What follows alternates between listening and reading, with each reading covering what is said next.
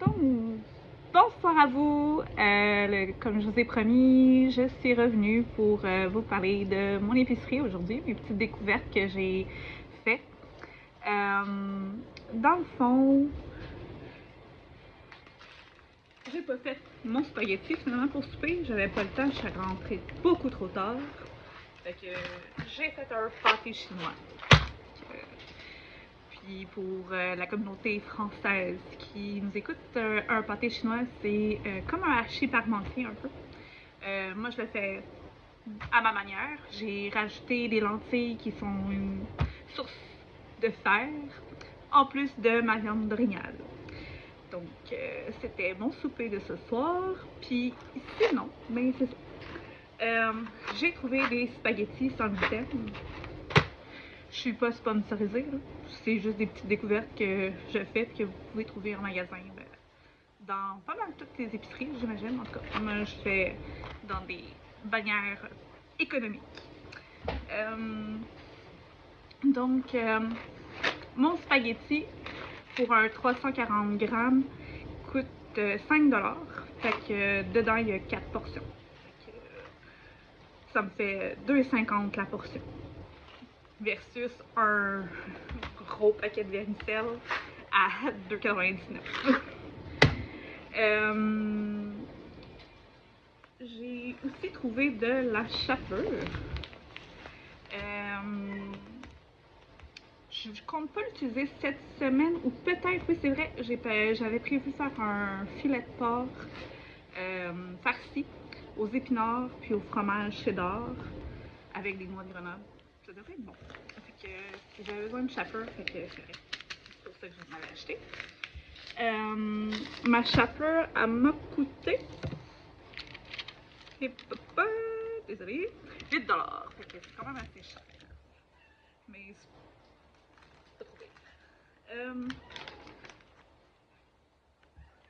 Qui dit intolérance au gluten dit pas de pain, à moins de le faire nous-mêmes. Fait que je me suis trouvé des mélanges de farine. J'en ai trouvé 2 kilos. Je me suis dit que quand j'en achetais, j'en achetais pour une couple de semaines, voire mois. C'est mon chat en arrière. Ça coûte très cher, mais ce que je vais faire, c'est que je vais pas utiliser cette farine-là je vais faire comme mes mélanges dans le fond, puis je vais faire des tests. Puis on verra ce que ça donnera.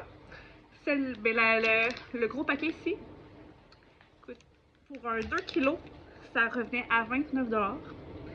Donc, faut s'attacher, puis peut-être pas manger trop de pain, j'imagine.